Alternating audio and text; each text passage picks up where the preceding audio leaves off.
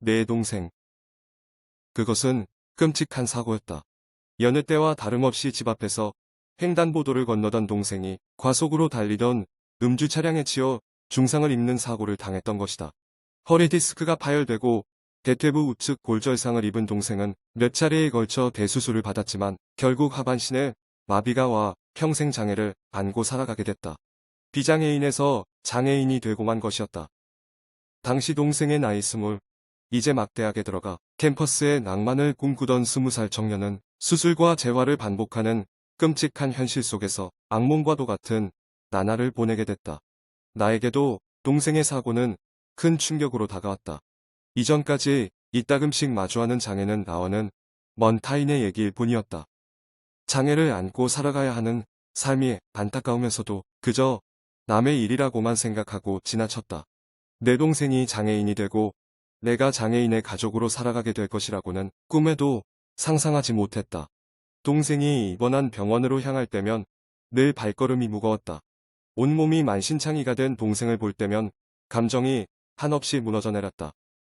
동생 곁을 빠져나와 뜨겁게 흘러내리는 눈물을 손등으로 쓸어내리던 게 한두 번이 아니었다. 평생 장애를 가진 몸으로 살아가야 하는 동생은 오죽 괴로웠을까. 나는 동생이 자신의 상황을 비관해 삶을 포기하면 어떻게 하나 늘 마음을 졸였다. 그날의 교통사고는 동생의 삶을 송두리째 바꿔놓았다. 동생은 병원에서 퇴원을 한 후 한동안 술독에 빠져 지냈다. 장애로 인한 불안한 감정을 다스리지 못하고 늘 술에 의존했다. 항상 긍정적으로 세상을 바라보던 동생이 하루아침에 염세주의자가 되어 세상을 향해 온갖 원망을 쏟아냈다. 곁에서 지켜보는 가족들은 애가 탔다. 동생이 하루라도 빨리 마음을 다잡고 재활에 힘쓰길 바라는 마음이었다. 이럴 때일수록 힘을 내서 다시 전처럼 살아가야 한다고 동생을 타일렀지만 동생은 매번 형은 의사들이 하는 얘기를 진짜 믿어. 평생 장애를 안고 살아가야 하는 내 심정을 누가 알겠어. 라며 나를 세웠다. 동생의 말에는 헤아릴 수 없는 슬픔이 담겨 있었다. 매 순간 동생은 장애인이라는 수식어에 스스로를 꽁꽁 가두고 괴롭혔다. 깊은 밤 동생이 뒤척이는 숨소리에서도 내가 가늠할 수 없고 바닥 또한 알 수 없는 처절한 절규가 느껴졌다. 나는 깊은 수렁 속으로 가라앉고 있는 동생을 위해 장애를 이겨낸 사람들의 이야기가 담긴 책을 선물해 주었다. 책 내용에 대해 동생과 함께 대화를 나누고자 했지만 한동안 동생은 그들의 이야기를 애써 외면했다. 하지만 자신보다 더한 장애를 이겨낸 사람들의 진솔한 이야기는 신압으로 동생의 마음을 움직였다. 동생은 새롭게 마음을 다잡고 현실을 직시했다. 장애는 모른 척하거나 피한다고 해서 사라지지 않는다는 것을 오히려 품고 다독이며 같이 가야 한다는 것을 말이다. 어차피 피할 수 없는 인생이라면 생각을 바꿔 최선을 다해 열심히 살아보겠다고 결심했다. 동생은 곧바로 술을 끊고 재활을 시작했다. 이를 악물고 긴 고통의 시간을 묵묵히 감내하며 살아가기로 결심한 것이다. 하지만 현실은 냉혹했다. 재활 치료를 시작한 지 얼마 되지 않아 그간 곁에서 든든한 버팀목이 되어주었던 여자친구가 동생의 곁을 떠났다. 아무래도 20대 초반의 어린 나이다 보니 주변에서 걱정하며 건네는 이야기들에 휩쓸리기 쉬웠을 것이다. 또한 회복이 요원한 동생을 바라보며 지치기도 했을 것이다. 동생은 떠나간 여자친구를 원망하지 않았다. 인생에서 가장 빛날 시기에 자기를 만나 우울함에 빠져 지내는 여자친구의 모습에 가슴이 아팠다며 차라리 잘된 일이라고 말했다. 동생은 마음을 다잡고 재활에 힘을 쏟았다. 다행히 재활 경과는 좋았다.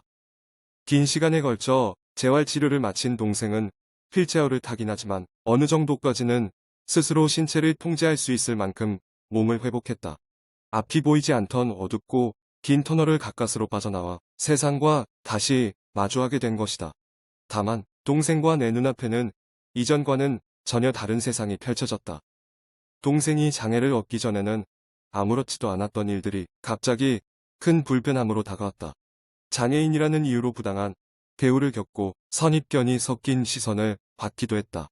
동생과 함께 외출을 하면 나 역시 사람들의 차별적인 시선으로부터 자유로울 수가 없었다. 휠체어에 몸을 실은 동생을 보며 찝찝 혀를 차는 사람부터 불쌍하다는 눈빛을 보내는 사람. 도움을 요청하지 않았는데도 무조건 도와줘야겠다며 다가오는 사람. 동생이 무슨 바이러스라도 되는 것처럼 경계하는 사람 등 각양각색의 군상들 때문에 집으로 돌아올 때까지 매 순간이 긴장의 연속이었다. 장애인 또한 그저 평범한 시민들 중 하나일 뿐인데 장애가 있다는 사실 하나만으로 모르는 사람들의 입에 오르내리고 편견 어린 시선에 시달려야 한다는 사실이 무척 답답하기만 했다. 때로는 아무 관심도 갖지 않고 그저 무심한 듯 지나갔으면 좋겠다고 생각한 적이 많았다. 하지만 긴 재활의 시간을 보낸 동생은 세상의 차별적인 시선에 굴하지 않았다. 예전엔 나도 그랬는데 뭘 장애를 얻고 보니까 호기심 섞인 내 눈빛에 그때 그 사람들이 어떤 감정을 느꼈을지 이제야 비로소 알겠어. 라며 의외로 덤덤하게 받아들였다. 나는 어디에 가서도 내 동생이 휠체어를 타는 장애인이라는 사실을 선뜻 밝히지 않았다. 창피해서가 아니었다. 단지 장애인의 가족이라는 이유로 안타까워하는 동정의 눈길을 받고 싶지 않아서였다. 재활을 통해 장애를 몸으로 마음으로 극복해낸 동생이 드디어 대학에 복학을 하게 되었다. 다시 학교에 다니기 시작한 동생의 얼굴에는 굴곡진 삶의 파고를 이겨내서 전처럼 문제없이 잘 살아가겠다는 굳은 의지가 새겨져 있었다. 나는 학교에 휠체어를 타고 다닐 동생이 내심 걱정이 되긴 했지만 겉으로 드러내지 않고 말없이 응원해 주었다. 복학을 하고 학교에 다니면서 동생은 조금씩 활기를 되찾았다. 매일 아침 휠체어를 타고 학교로 향하는 동생이 정말 대단해 보였다. 그러던 어느 날 동생이 고민 가득한 얼굴로 나를 찾아왔다. 교양 수업에서 조별 활동을 하게 됐는데 자신이 다른 조원들에게 혹시 민폐를 끼치게 되지는 않을까 걱정이 많았던 것이다. 조별 활동은 학교 안에선 물론이고 밖에서도 모임이 이루어진다고 했다. 과연 자신이 다른 조원들에게 피해를 주지 않고 무사히 과제를 끝마칠 수 있을까 하는 우려를 가지고 있었다.